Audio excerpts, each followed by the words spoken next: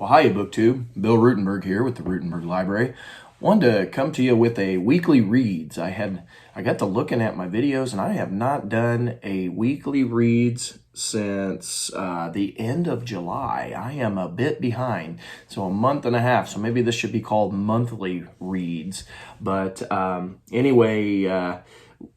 Going to tell you about what I have read, what I am reading, and life in general. And so let's just start with life in general. Let's just get that out of the way. As you guys know, school's been going, and it's been going very well.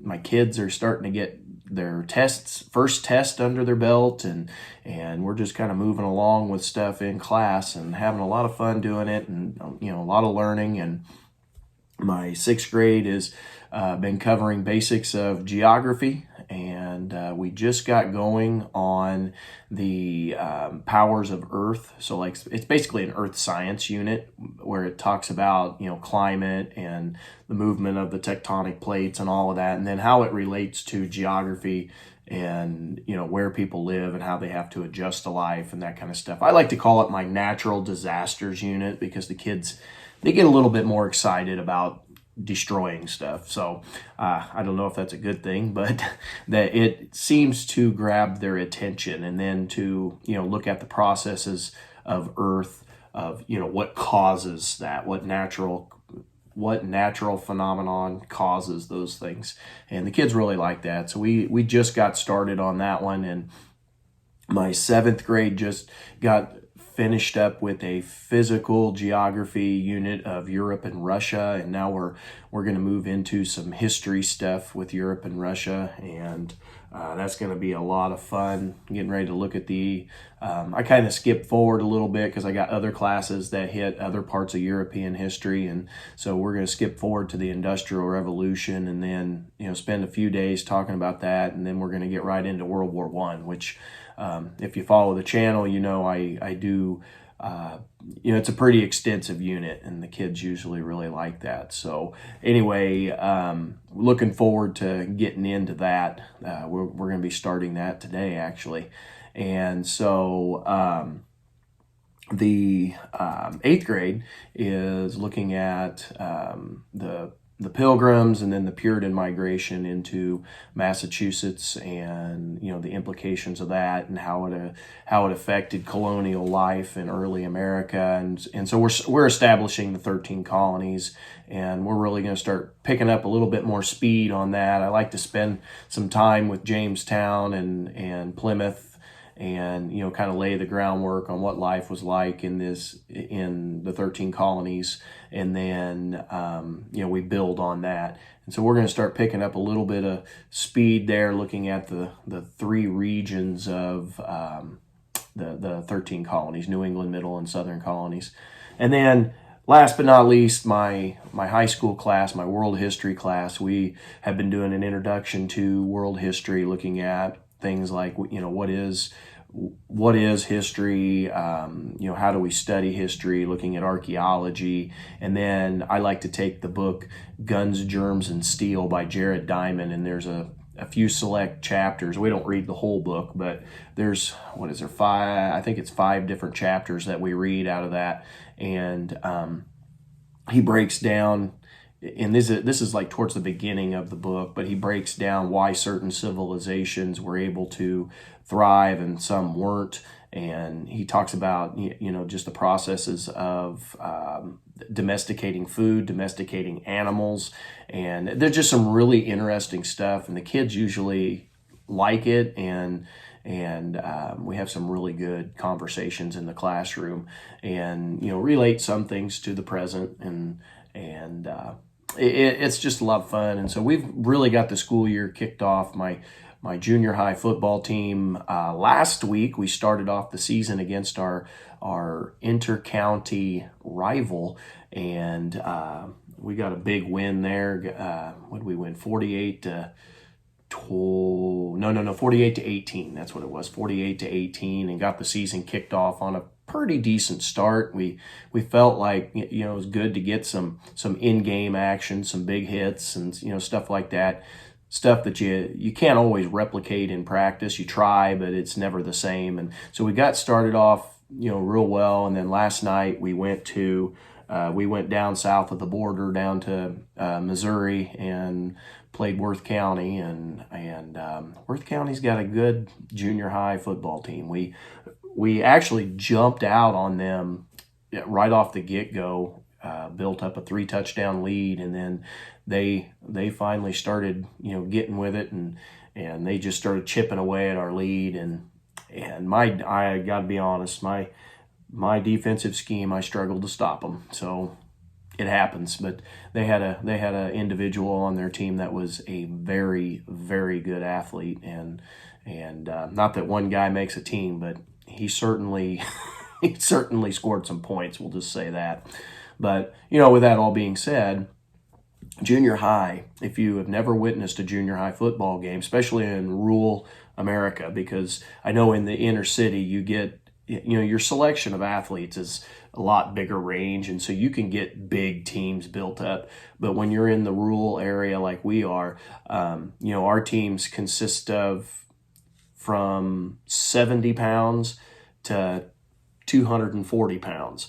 4'8" or 9" to 6'2". I mean, that's the range of athletes I'm working with. And I was, with that being said, that stud athlete for the other team last night, I would bet he's got to weigh about 220, stands 6'1", something like that. He's a big boy and hard to bring down. He's their fullback, running back. He kind of got switched around a little bit last night, but our little guys, our sub 100 pounders, were coming up and making tackles on him. And so I am like super excited about that part. Nobody likes losing. We took one on the chin last night, but with that being said, we had some good things happening last night and got something to build on. So anyway, that's kind of my life in a nutshell. We've got school going, football going, and then my daughter's dance is going to get ready to get started.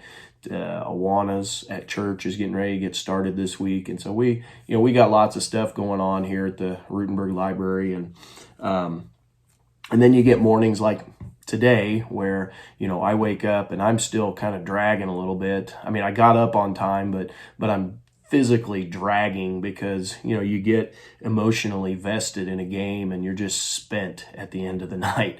And so I didn't get any reading done this morning. I should have, but I didn't. But anyway, we'll get back to that. So let's look at what I've gotten read in the last it's almost a month and a half here. I'll kind of go through these real brief.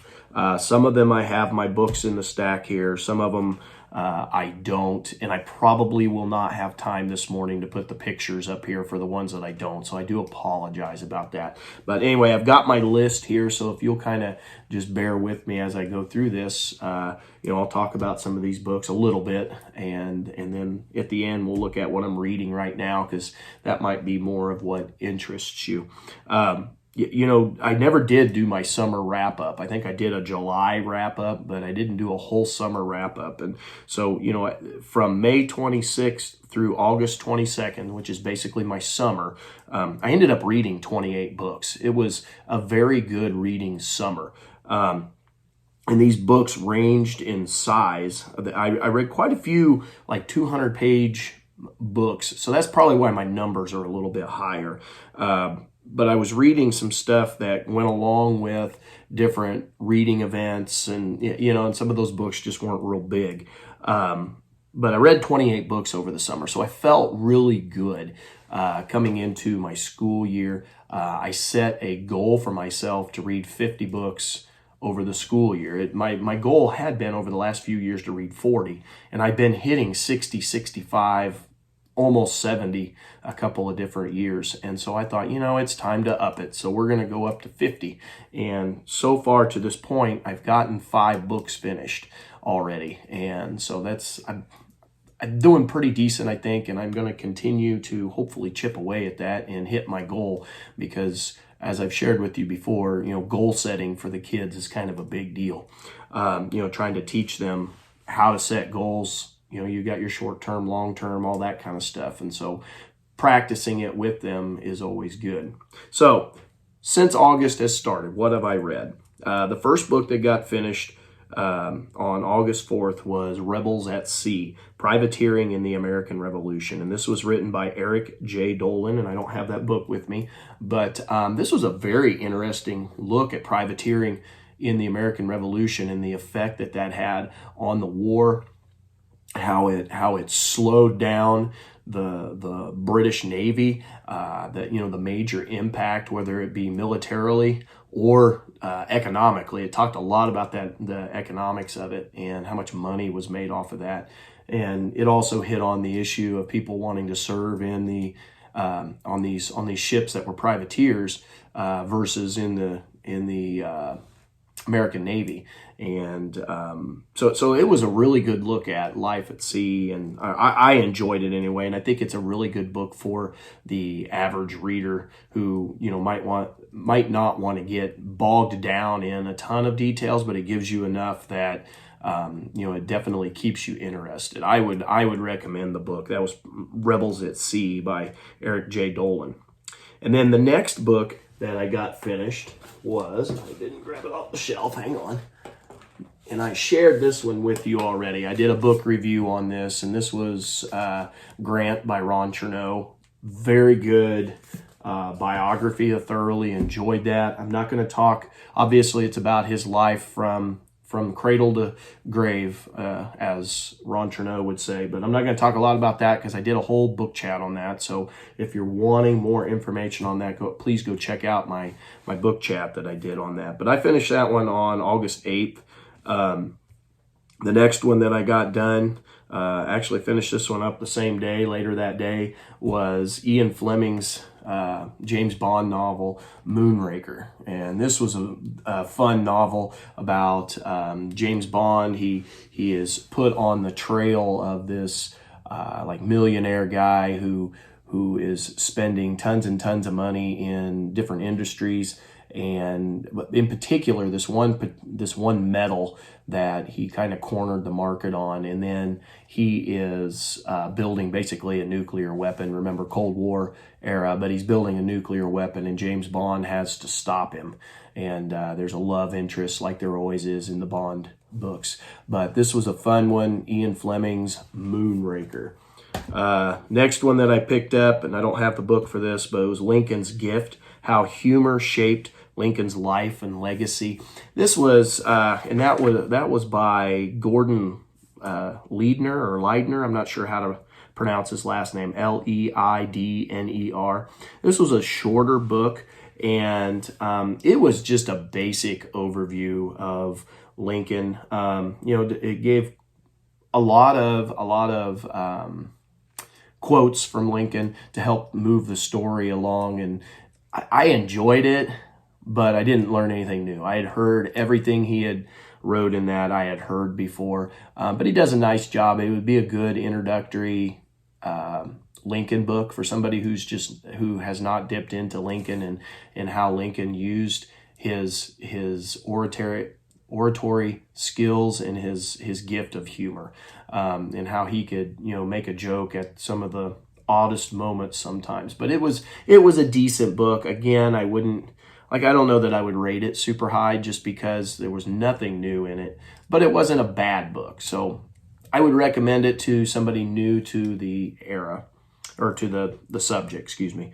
The next book that I finished up on August 11th, was The Lost World by Sir Arthur Conan Doyle. And we read this in a Voxer buddy group read, whatever you want to call it, group read for August of Adventures, led by Mark over at Book Time with Elvis. And I enjoyed the book. I had went over to Kansas. I drove to Kansas to my buddy who's been in the military for 23 years. He retired, and there was a retirement ceremony at Fort. Of course, I go blank when I need the name, but anyway, was it Fort Riley? Is that right?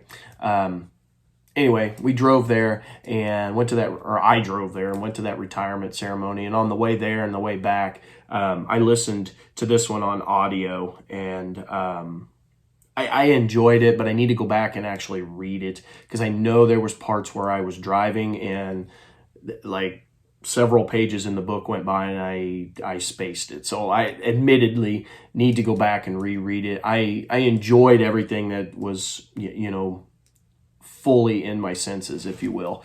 And it's just an adventure story. And yeah, I recommend it. Let's see. Next book was that I finished, and I finished this on August 15th. This was Rebel by John Claggett. I really enjoyed this. This was about a Confederate guy. His name was, what was his name? And of course, Erasmus Huger, who is a very good ship captain, and he is running with the ironclads basically, and taking out the Union Navy. And there's a whole love story through it where he falls in love, and it's with somebody he saves, and then there's a second love story with somebody where he falls in love with a Union spy. And he doesn't really realize he falls in love with the girl that he saves. He looks at her more as a sister, but in the end, he kind of comes to the realization, oh yeah, I do really love her. And so there's a really good love story going through there, and you know, some Civil War history, which I always like. And they really play on the theme of having that pride, and that, you know, that Southern pride, and you know, right versus wrong, breaking from the Union. He loved the Navy. He had given his whole life to the Navy, but he couldn't fight against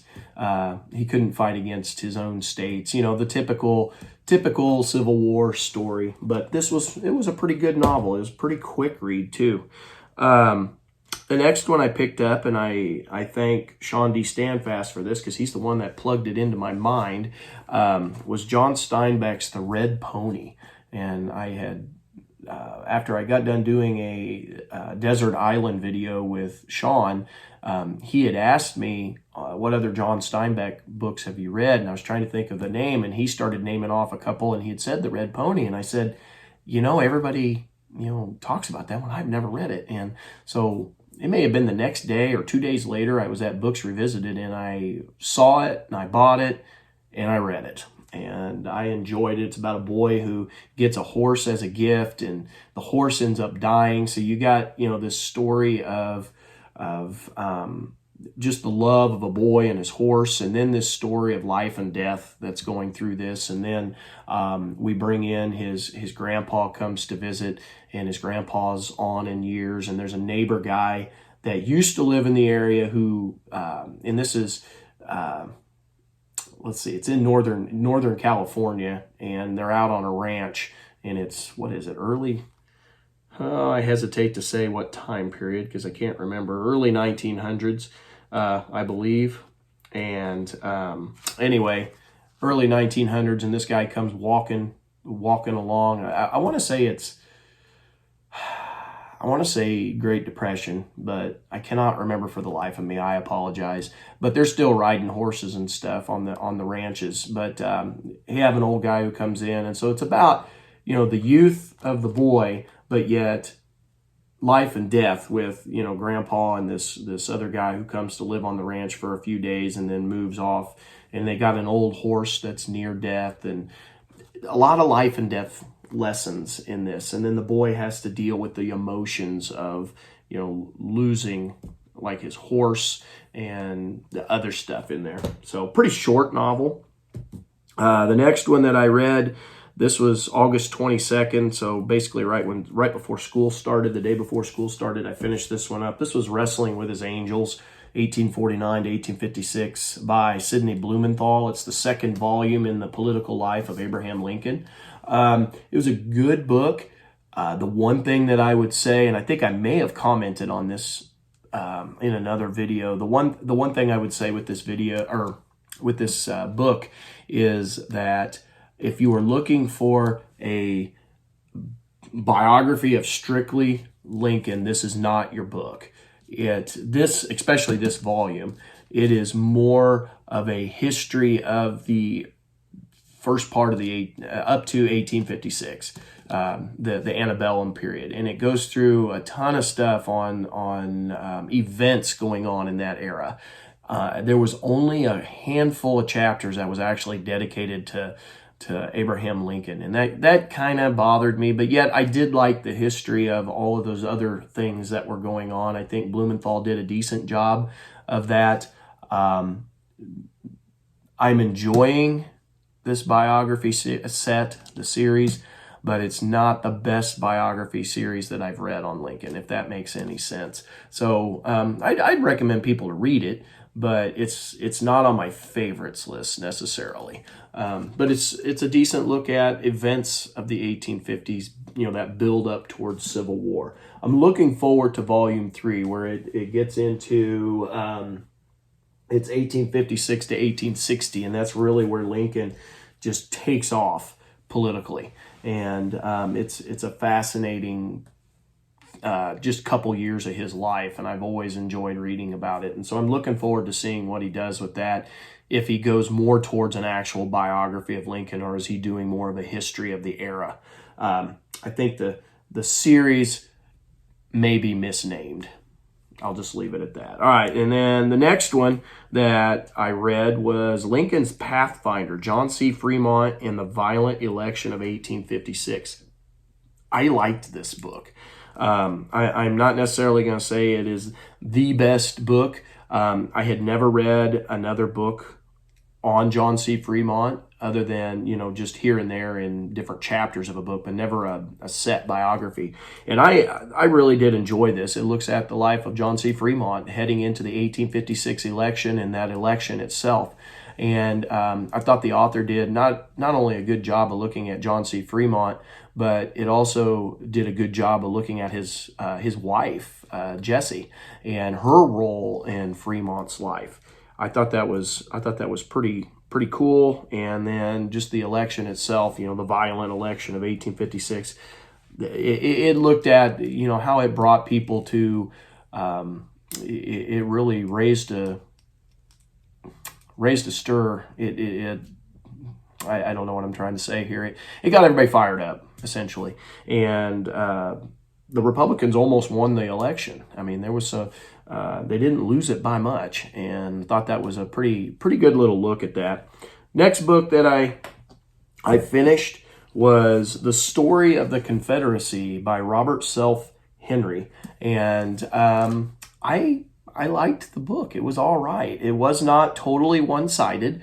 And the biggest reason I read this, well, first of all, it's one of the oldest, since I've been collecting my nonfiction part of my library, which is the bulk of it. When I first started teaching and I just got married, they had a bookstore, Borders in St. Joe, and I bought this off one of the clearance racks. It was only like $3, I think, $4. It was cheap. And I bought this with the idea that I wanted to build up, my nonfiction collection. And so basically I've had this book for about 20 years. It's been on my TBR. Obviously, if you buy it, it's on your TBR because you're intending to read it, or a lot of people do that. That's me. All the books I buy, I intend to read. And so this one's been sitting on my TBR list on my shelf for about 20 years. And I read that biography on Robert E. Lee by Alan Gelzo. And so I was wanting a look at the Confederacy. I'm a Union guy. I study the Civil War. I've read a lot on the Civil War.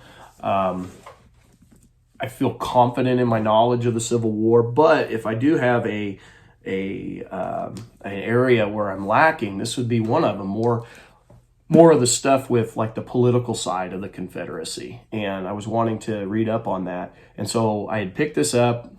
I finally read it. It's a very, very fast read. It's something that you could read in just a few days if you have the time to sit down all at one time.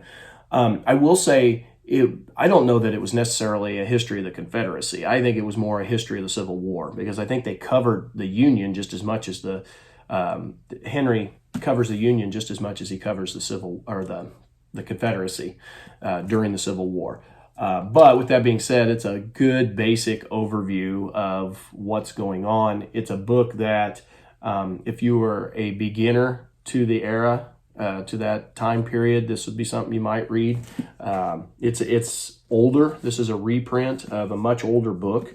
It was originally printed in, let's see, and this is a Kaneki version of it. Doesn't have the date. It was an early, I'm not going to spend the time to look at it. It was early 20th century, early 1900s. But like I said, I enjoyed it. Not the most detailed. It was just a good basic overview. Moving on, another book that we read for August of Adventures that I finished very late. Finished it on September 6th because I got sick with COVID there for a week and a half, where I wasn't reading a ton. Stuck at home, but I didn't read a ton, and that was Tarzan of the Apes by Edgar Rice Burroughs. And that's the first volume of the Tarzan books. I really enjoyed this. I meant to do a book chat on this, and maybe I still will. I really enjoyed it. There was a lot of stuff in there that, if you're being real picky with your reading and you don't like certain subject matter or how it's intermingled into the story, that might be an issue. But when I read these, I view it for what it is. It's an adventure story. But admittedly, it does have, you see imperialism and all of that kind of stuff of the time period that is definitely laced throughout the book. But with that being said, it was a fun adventure story, and Tarzan is a pretty amazing guy. Pretty unbelievably amazing. His ability to learn to read as fast as he did without any help, coming from a teacher, that was a little bit unrealistic. And then there's some other stuff in there, but it's an adventure story. You don't read it. You shouldn't read this book to be nitpicky about stuff like that. Read it for what it is. It's an adventure. I enjoyed it. All right, and my first SSR book that I read, Sustained Silent Reading. We read 20 minutes every day at school with the kids, where they get to pick whatever they want. They just got to read for 20 minutes. It can be an outside reading book. It can be something for class, just as long as they're reading. It's up to them. And I have a whole bunch of middle grade books that somebody was just going to throw away because they were cleaning out their classroom library and making room.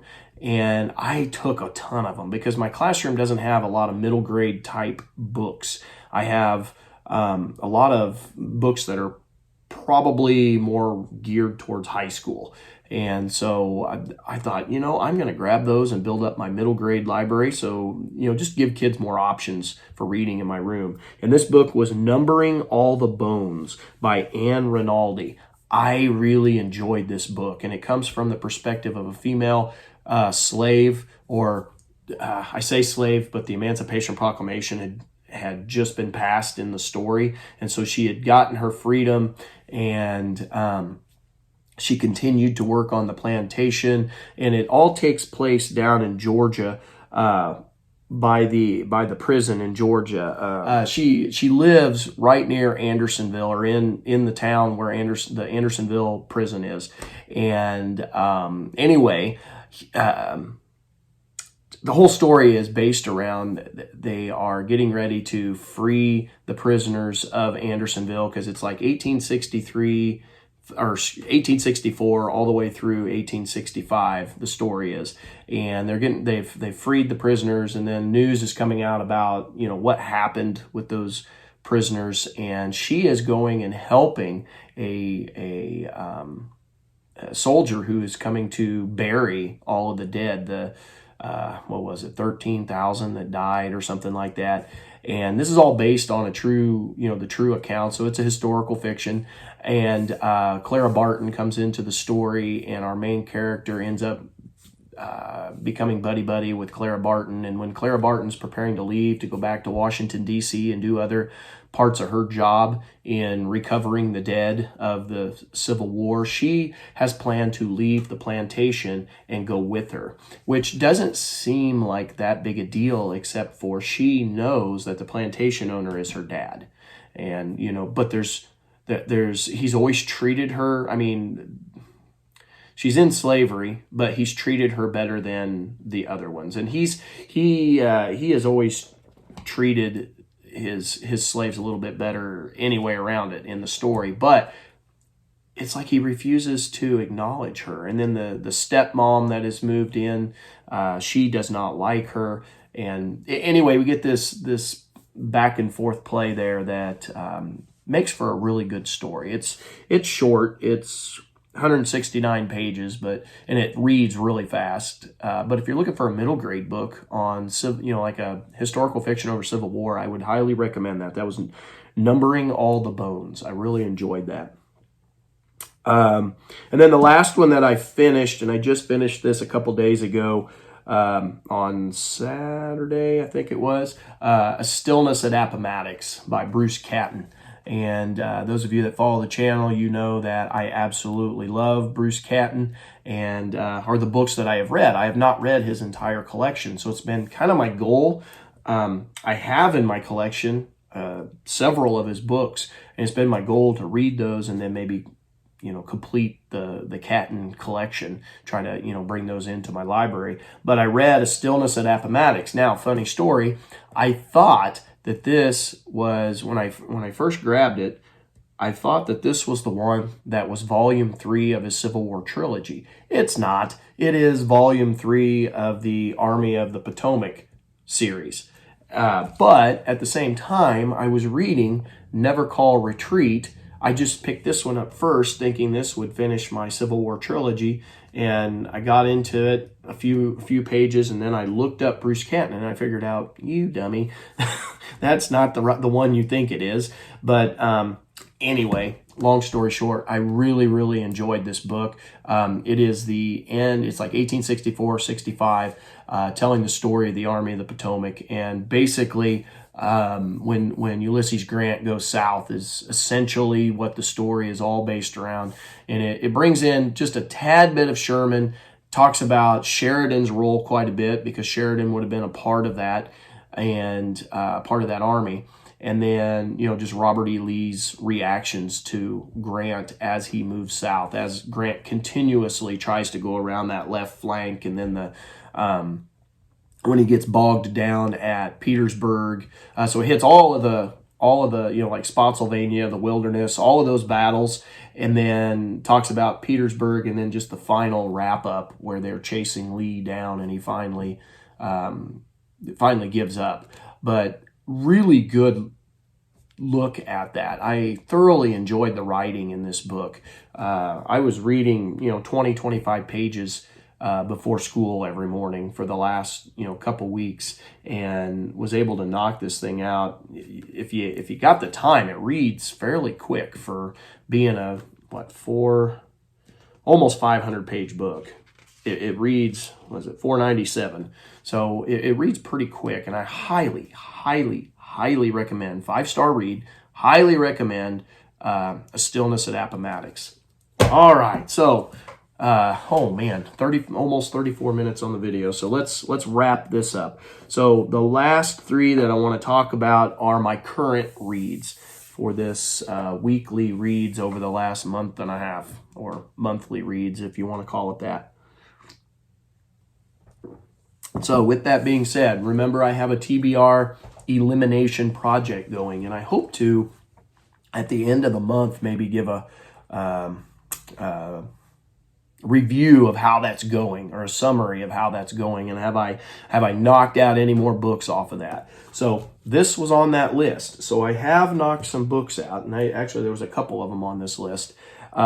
But another one was Never Call Retreat, which is the 3rd volume of the Civil War trilogy. And just getting back into this, I'm a little over, 120 pages in. I got to get going on this, and I hope to knock this out before the end of the month. I should knock this out before the end of the month. But this is the Civil War trilogy, where it's not just looking at one army, where this was just looking at the Army of the Potomac there in the east. This one's looking at the whole scope of the war, from the east to the west to the north to the south, and looking at both sides. And I just enjoy Catton. If you have never read him, you need to pick him up if you are interested in Civil War history. He is great. But that's what I'm reading now. Like I said, 120 pages in. Let's see what's going on in the book here. I can't remember. It was a couple days ago when I put it down. Well, anyway, 120 pages in. I'm just going to keep it at that. But we're getting into the later stages of the war with that one. The other one that I've been dipping in and out of, just reading a little bit here and a little bit there, and it's not every day. That's why it's taking me longer than it should. But this is Abraham Lincoln, Slavery and the Civil War, Selected Writings and Speeches, edited by Michael P. Johnson. And I'm enjoying this. This is meant to be a classroom reader, basically, as you're going through and teaching the Civil War and teaching Lincoln in particular. And I just got done reading his speech to Congress. Let me find it here. It was kind of a long speech on July 4th, 1861. So it's right before Bull Run, right after Fort Sumter. And he is spelling out the reasons for the war and the reasons why we've got to do this. And it was a good speech. I thoroughly enjoyed it. And then the last one that I read was December 3rd, 1861. So it's at the end of the year when he's doing his talk with Congress. And he's just talking about how the war's going and that kind of stuff. But these have been really good. The editor has broken it down into sections of Lincoln's life. So like the first chapter is all about becoming a Republican because he started out as a Whig. And then the second chapter is leading the Republican Party, and then from secession to war, and then marching south, and then toward emancipation, a war for freedom and union, defending the new birth of freedom, to finish the work we are in. So finishing up the war. So, it just breaks down different stages, but it's all about, Lincoln's speeches and stuff like that. I'm really enjoying that. And then last but certainly not least is the buddy read I'm doing with Peg this month. Over the last couple months, we're going through this, slowly picking this apart. Thoroughly enjoying the writings of Max Hastings. This is Catastrophe 1914, Europe Goes to War. And we're only in chapter 5, or finishing up chapter 5. This week is actually supposed to be chapter 6. I got 10 pages, I think, 12 pages, something like that, left. Yeah, 12. I got 12 pages left in chapter 5. I got busy with some other stuff and didn't finish it like I thought I would, but that's okay because we haven't even done our boxer chat for chapter 5, so I'm not behind. I was going to do it this morning, and as I told you earlier, I just haven't felt like it. But this has been really good. It talked a lot about the previous couple chapters. It talked a lot about just the build up to war, what that a couple of days right there when war was being when it got started, just what the different countries, what the reactions to that were. And then it talked about the Austrian invasion of Serbia and how Serbia didn't do too bad in that battle. Even though they were the underdog, they actually did really well considering. And then now this part here was talking about the German invasion going through Belgium and then wanting to go into, kind of getting bogged down in Belgium, and then France's reaction to that and how they made some really bad mistakes in instead of placing the army up where the invasion, they had this idea they were going to go through central France, or not central, east central. Is that how you'd say that? Anyway, and then go into Germany and to meet the German forces. But Germany didn't come through there. They came through that northern route with a swing right attitude, go through the north around Paris and take Paris. But anyway, don't want to get bogged down too much on that. But very interesting look. I'm thoroughly enjoying those 3 books that I'm reading. So I have mumbled around, bumbled around, blathered around for almost, well, 40 minutes now, BookTube. If you have stuck around this long, I'm very proud of you, because I typically don't make videos this long. But I have gotten a lot of reading done, and I've enjoyed that reading, and I thank you for listening in, watching, and if you've lasted this long, more power to you. You need bonus points, so bonus points to you. I hope I've maybe given you some books to pick up and try, and let me know if you've read them or if you're going to try to read them. Get back with me and tell me what you thought. So yeah, I better wrap this up because I got to get to school. So until next time, BookTube, happy reading.